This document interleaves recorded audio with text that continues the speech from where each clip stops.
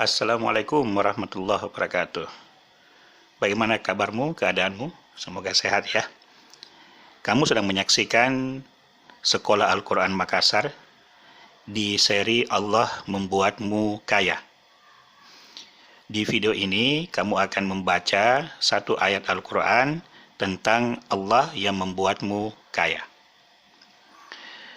Di sini kita baca Quran surah At-Taubah ayat ke-28. A'udzubillahi minasyaitonirrajim. Ya ayyuhalladzina amanu innamal musyrikuna najasun fala yaqrabul masjidal harama ba'da amihim hadza wa in khiftum 'ailatan fasawfa yughnikumullahu min fadlihi insya'a innallaha alimun hakim. Nah, di ayat ke-28 surah At-Taubah ini Allah Subhanahu wa Ta'ala memberikan kita gambaran dan petunjuk. Namun sebelum gambaran dan petunjuk itu kita bahas, saya ucapkan terima kasih kepada kalian yang sudah subscribe channel ini dan sudah menekan tombol like di video-videonya. Sebarkan materi yang ada di video ini dan video yang lain, lalu rasakan manfaatnya di hidupmu, baik di dunia maupun di akhirat. Kita lanjut ya. Di sini Allah Subhanahu wa Ta'ala menyampaikan, Ya ayyuhalladzina amanu innamal musyrikuna najasun. Wahai orang-orang yang beriman, innama sesungguhnya al-musyrikuna, orang-orang musyrik itu najasun, najis.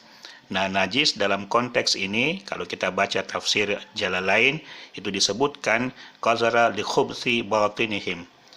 Kotornya itu atau kenajisannya itu karena buruknya kondisi batin mereka akibat kekeliruan atau kesesatan dari sisi akidah. Nah, itu yang menyebabkan mereka disebut sebagai najis. Orang-orang musyrik itu disebut sebagai dalam keadaan najis. Meskipun ada penafsiran yang lain bahwa najis itu tidak hanya berkaitan dengan aspek batin mereka, tapi juga aspek jasmani mereka atau aspek zahir mereka. Selanjutnya, ayat itu disambung, fala yaqrabul masjidal harama ba'da amihim hadza. Karena kondisi najis mereka itu, maka janganlah mereka mendekati. Fala yaqrabu. Apa yang tidak boleh didekati? Al-masjidal haram. Masjidil haram. Ba'da amihim hadza, sesudah tahun ini. Nah, tafsir Al-Jalalain menyebutkan bahwa yang dimaksud tahun ini itu adalah tahun ke-9 dari hijrahnya Rasulullah sallallahu alaihi wasallam. Selanjutnya kita baca, wa in khiftum 'ailatan fasawfa yughnikumullahu min fadlihi insya'a.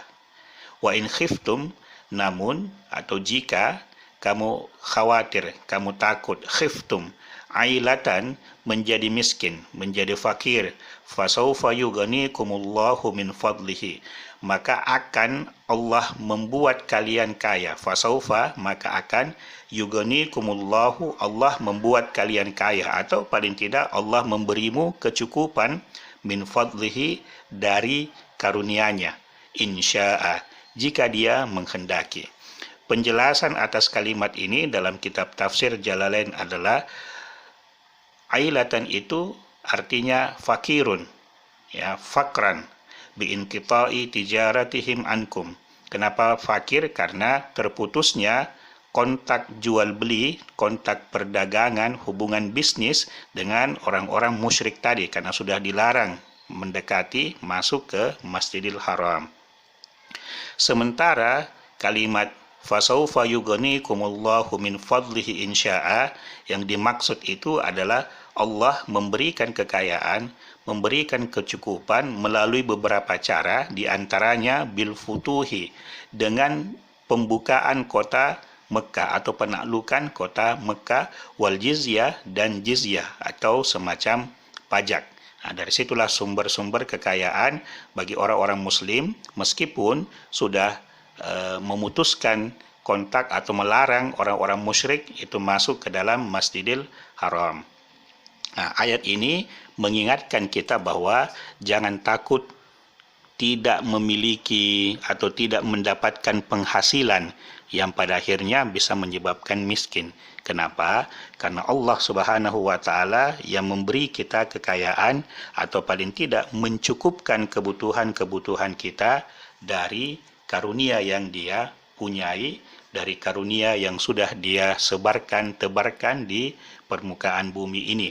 Nah, jadi sekalipun kita kehilangan sumber-sumber penghasilan karena sesuatu dan lain hal, karena kita bermasalah dengan si A, si B, bermasalah dengan perusahaan A, diputus kontraknya, diputus hubungan kerjanya, kita tidak boleh putus asa, tidak boleh berpangku tangan, kita tetap optimis, menjemput karunia Allah yang Allah Subhanahu wa Ta'ala tebarkan, dan dengan karunia tersebut paling tidak hidup kita tercukupi, dan jika Allah menghendaki kita bisa naik ke status menjadi kaya. Nah, demikianlah penjelasan dari surah At-Taubah ini. Mudah-mudahan kita bisa mengambil pelajaran, dan semoga ilmu yang baru kalian dapatkan ini menjadi barakah dunia akhirat. Dan jangan lupa untuk ngaji lagi, bongkar video-video yang ada di channel ini supaya kamu makin dekat dan cinta Al-Quran. Assalamualaikum